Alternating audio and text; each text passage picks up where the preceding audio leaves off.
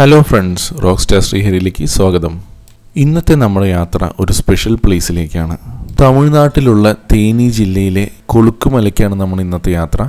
കൊളുക്കുമലയിലെ sunrise ഏതൊരു യാത്രാപ്രേമിക്കും favourite ഡെസ്റ്റിനേഷനാണ്. പറഞ്ഞു കേട്ടറിഞ്ഞും കുറേ വീഡിയോസ് കണ്ടും ആണ് ഈ ഡെസ്റ്റിനേഷനിലേക്ക് ഞങ്ങൾ യാത്ര തിരിച്ചത്. ഒരുപാട് കാണാൻ ആഗ്രഹിച്ച് പെട്ടെന്ന് ഡിസൈഡ് ചെയ്ത് ഈ ലൊക്കേഷനിലേക്ക് ഇറങ്ങിയതാണ് ഞങ്ങൾ.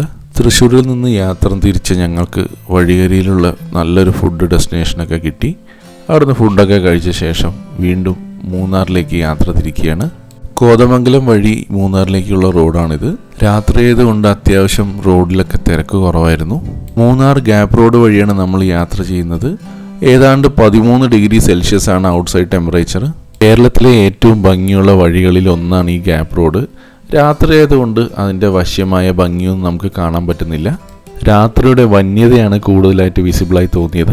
നമ്മൾ സ്റ്റേ അറേഞ്ച് ചെയ്തത് സൂര്യനെല്ലിയിലാണ്. സൂര്യനെല്ലിയിൽ ഒരു ടെൻ സ്റ്റേ ആണ് നമുക്ക് കിട്ടിയത്. റെസ്റ്റോ ഗ്രീൻ ടെൻ സ്റ്റേ എന്നാണ് ഈ സ്റ്റേയുടെ പേര്. സ്റ്റേയുടെ കോൺടാക്ട് നമ്പറും ഡീറ്റെയിൽസും ഞാൻ ഡിസ്ക്രിപ്ഷനിൽ കൊടുത്തേക്കാം. വന്ന പാടെ തന്നെ ഈ ലൊക്കേഷനൊക്കെ ഞങ്ങൾക്ക് നല്ലോണം ഇഷ്ടപ്പെട്ടു. സൂര്യനെല്ലിയിൽ നല്ല തണുത്ത കാറ്റും മഞ്ഞ് വീഴ്ചയും പിന്നെ ഇതുപോലുള്ളൊരു ആംബിയൻസും പറഞ്ഞറിയിക്കാൻ പറ്റില്ല. നല്ല വൈബ് തന്നെയാണ്. ചെറിയ ടെൻറ്റുകളെല്ലാം ഫില്ലാണ്. അത്യാവശ്യം ഗസ്റ്റുകളൊക്കെ ഉള്ള ദിവസമായിരുന്നു. ഞങ്ങൾ ബുക്ക് ചെയ്തത് എ ഷേപ്പുള്ള ഈ ടൈപ്പ് ടെൻറ്റാണ്. അത്യാവശ്യം 4 പേർക്ക് അക്കോമഡേറ്റ് ചെയ്യാൻ പറ്റുന്ന രീതിയിലുള്ള ഒരു സ്റ്റേ ആണിത്. അത്യാവശ്യം റിജിഡായ അയൺ ആംഗിൾസിൽ പുല്ല് കൊണ്ട് മേഞ്ഞ ഒരു റൂഫിലൊക്കെയാണ് ഇത് ഉണ്ടാക്കിയിരിക്കുന്നത്. നല്ല വൈബാണ്, കാണാനും നല്ല രസമുണ്ട്. ഫാമിലി ആണെങ്കിലും ബാച്ചിലർ ആണെങ്കിലും സ്റ്റേ ചെയ്യാൻ പറ്റിയ ഒരു ഡെസ്റ്റിനേഷനാണ് ഇവിടെ കണ്ടത്. അകത്ത് കമ്പാരിറ്റീവ്ലി തണുപ്പൊക്കെ കുറവാണ്. നല്ലൊരു പ്രൊട്ടക്ഷൻ ഫീലൊക്കെ ഉണ്ട് അകത്ത്. പക്ഷേ പുറത്ത് സൂര്യനെല്ലിയിലെ ക്ലൈമറ്റ് മിഡ് നൈറ്റ് ആകുമ്പോഴത്തേക്കും ഏതാണ്ട് 9 ഡിഗ്രിയൊക്കെ ആയി. നല്ല തണുപ്പും നല്ല കാറ്റും ഉണ്ടായിരുന്നു. ഈ ഒരു വൈബ് ആസ്വദിക്കാൻ തന്നെയാണ് നമ്മൾ ഇങ്ങോട്ട് ഇറങ്ങി പുറപ്പെട്ടത്. പക്ഷേ പ്രതീക്ഷിച്ച പോലെ തന്നെ ഈ ഒരു ആംബിയൻസ് നമുക്കിവിടെ കിട്ടുകയും ചെയ്തു. ഞങ്ങൾ ഇവിടെ എത്തുമ്പോഴത്തേക്കും വേറെ ടെൻ സ്റ്റേയിലുള്ള ആളുകളൊക്കെ ഉറങ്ങിക്കഴിഞ്ഞു. അപ്പോൾ അവരെ ഡിസ്റ്റർബ് ചെയ്യാതെ വേണം നമ്മുടെ ഈ ആംബിയൻസ് ആസ്വാദനമൊക്കെ. നെക്സ്റ്റ് ഡേ ഏർലി മോർണിംഗ് ഒരു 4 o'clock നമ്മൾ സൺറൈസ് കാണാനുള്ള പ്ലാനിലാണ്. ഇവിടെ നിന്ന് 10-20 കിലോമീറ്റർ അകലെയുള്ള കൊളുക്കുമലയിൽ പോയിട്ട് വേണം നമ്മൾ സൺറൈസ് കാണാനായിട്ട്. അതിന് വേണ്ട 4x4 ജീപ്പുകളൊക്കെ നമുക്ക് ഈ ടെൻറ്റിൽ അവൈലബിൾ ആണ്, ഇവിടെ സ്റ്റേയിൽ അവൈലബിൾ ആണ്. ഏർലി മോർണിംഗ് അവർ വന്ന് റിമൈൻഡർ കോൾ തരും. ആ സമയത്ത് നമ്മൾ റെഡി ആവുക എന്നുണ്ടെങ്കിൽ കൃത്യമായിട്ട് നമ്മൾ സൺറൈസ് കണ്ട് മടങ്ങാൻ പറ്റും. പെർ ഹെഡ് 2500 റുപ്പീസാണ് ഇവർ ചാർജ് ചെയ്യുന്നത്. ഇതിൽ തലേദിവസമുള്ള ഡിന്നറ്, ഇവിടുത്തെ സ്റ്റേ, പിന്നെ നെക്സ്റ്റ് ഡേ ഉള്ള ബ്രേക്ക്ഫാസ്റ്റ്, ജീപ്പ് സഫാരി, അങ്ങനെയുള്ള എല്ലാം ഇൻക്ലൂഡഡ് ആണ്. അതുകൂടാതെ ഒരു ക്യാമ്പ് ഫയറും കൂടി നമുക്ക് പ്രൊവൈഡ് ചെയ്യുന്നുണ്ട്. ഈ ഒരു കിടിലൻ ആംബിയൻസ് കാണുമ്പോൾ നൈറ്റ് കിടന്ന് ഉറങ്ങാനേ തോന്നില്ല കേട്ടോ. മാക്സിമം ഞങ്ങൾ എൻജോയ് ചെയ്യുമായിരുന്നു. ഇവിടുത്തെ ടെൻറ്റ് സ്റ്റേ ആണെങ്കിൽ ഈ ആംബിയൻസിനെ ഒന്നും കൂടി വർദ്ധിപ്പിക്കുന്നുണ്ട്. ഇത്രയ്ക്കും വൈബുള്ളൊരു ലൊക്കേഷൻ നമ്മൾ പ്രതീക്ഷിച്ചില്ല. ക്യാമ്പ് ഫയറൊക്കെ ഓൾറെഡി കഴിഞ്ഞിട്ട് പോലും ഞങ്ങൾക്ക് വേണ്ടി ഒരു സെപ്പറേറ്റ് ക്യാമ്പ് ഫയർ അവർ അറേഞ്ച് ചെയ്ത് തന്നു. ഈ സ്റ്റേയിലെ ജീവനക്കാരാണ് അവിടെ ഉള്ളത്. അവർ വർക്കെല്ലാം ഫിനിഷ് ചെയ്ത ശേഷം ഒരു ക്യാമ്പ് ഫയർ ഇട്ടതാണ്. ഞങ്ങളെയും കൂടി അവിടേക്ക് ക്ഷണിച്ചു. ഞങ്ങൾക്കൊരു കട്ടൻ ചായയൊക്കെ തന്ന് ഈ ആംബിയൻസ് ഒന്നും കൂടി കൊഴുപ്പിച്ചു. ഇവരുടെ ഹോസ്പിറ്റാലിറ്റി ആണെങ്കിലും വേറെ ലെവലാണ്. വളരെ ഫ്രണ്ട്ലിയാണ്. അവരോട് കുറേ നേരം അവരുടെ വീട്ടിലെയും നാട്ടിലെയും വിശേഷങ്ങളൊക്കെ പറഞ്ഞ് ഞങ്ങൾ കുറച്ച് സമയം അവിടെ സ്പെൻഡ് ചെയ്തു. ഈ കൊടും തണുപ്പത്ത് ഈ ക്യാമ്പ് ഫയറിലെ ചൂടും കട്ടൻ ചായയും വല്ലാത്തൊരു വൈബ് തന്നെയാണ് കേട്ടോ. ഗൗതം വാസുദേവ മേനോൻ്റെ ഒരു ഡയലോഗില്ലേ, ഞാൻ കേട്ടത് അവർ കൊടുത്തത് എന്നൊക്കെ പറഞ്ഞിട്ട്, അതുപോലെ നമ്മൾ പ്രതീക്ഷിച്ചതിൻ്റെ 10 ഇരട്ടി വൈബാണ് ഈ ലൊക്കേഷൻ നമുക്ക് തന്നത്. ഞങ്ങൾ ശരിക്കും ആസ്വദിച്ചു. ഞങ്ങൾക്ക് ഈ അതിസുന്ദരമായ രാത്രി ഉറങ്ങി തീർക്കാൻ തോന്നിയില്ല. അതുകൊണ്ട് തന്നെ ഞങ്ങൾ ഈ ക്യാമ്പിൻ്റെ അങ്ങോട്ടും ഇങ്ങോട്ടൊക്കെ നടന്ന് ഈ ആംബിയൻസൊക്കെ ആസ്വദിച്ച് കുറേ വീഡിയോസും ഫോട്ടോസൊക്കെ എടുത്ത് ഞങ്ങൾ കുറേ സമയം അങ്ങോട്ട് സ്പെൻഡ് ചെയ്തു. ചുമ്മാ ഒരു കോൺക്രീറ്റ് ബ്ലോക്കായിരുന്നെങ്കിൽ ഇതുപോലുള്ളൊരു വൈബ് തീർച്ചയായും കിട്ടില്ലായിരുന്നു. അപ്പോൾ നെക്സ്റ്റ് ഡേ മോർണിംഗ് ഏതാണ്ട് 4 മണിയായി കഴിഞ്ഞു.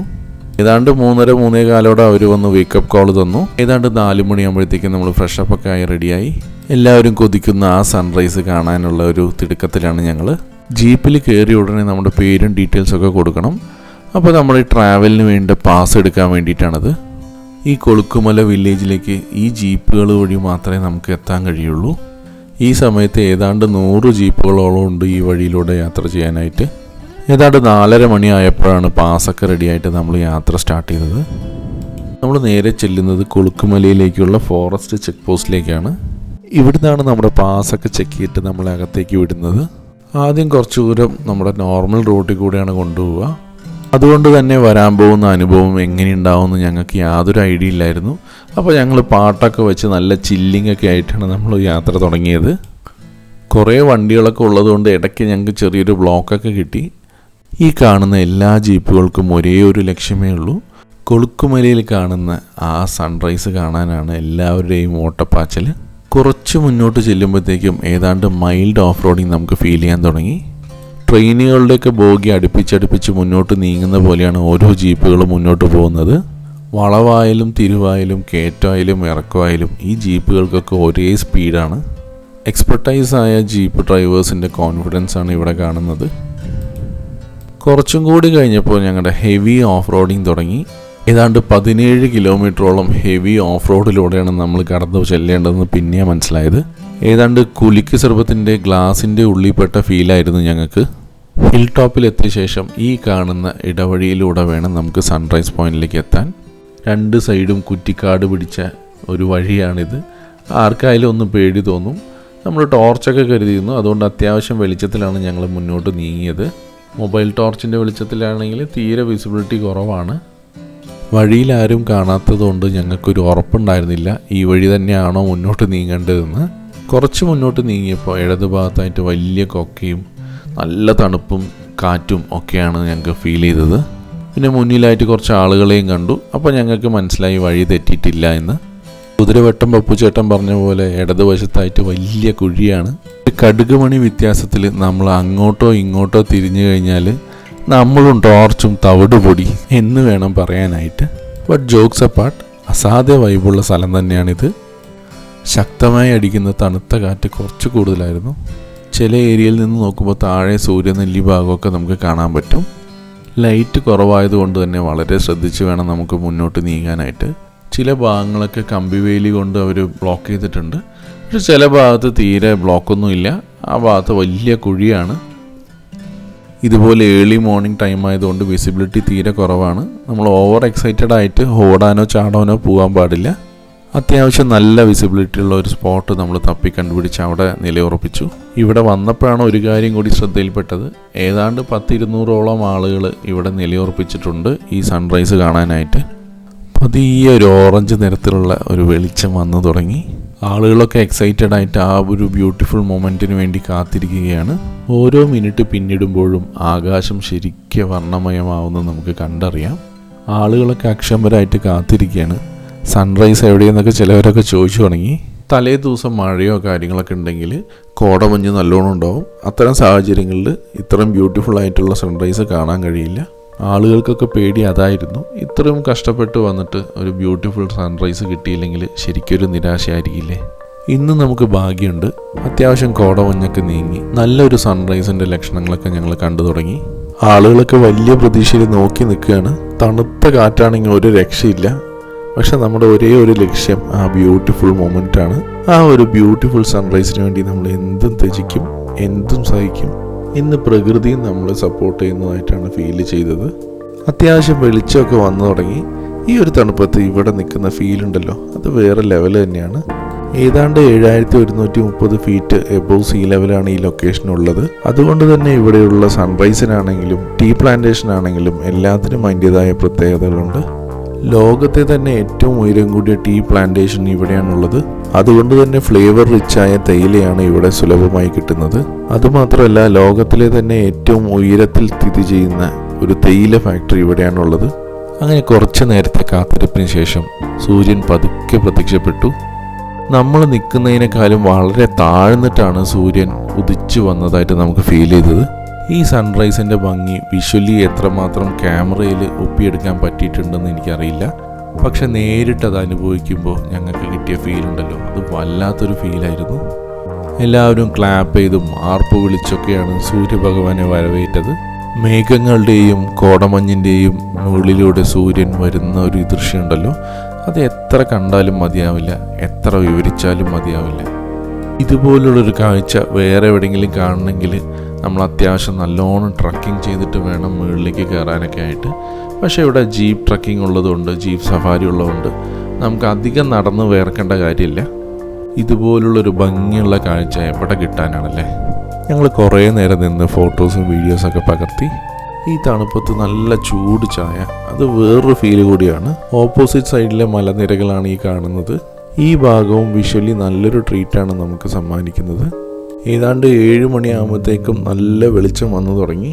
ഇവിടെ നിന്ന് നോക്കുമ്പോൾ കോടമഞ്ഞും മേഘങ്ങളൊക്കെ നമ്മുടെ താഴെയായിട്ടാണ് നമുക്ക് ഫീൽ ചെയ്യുക.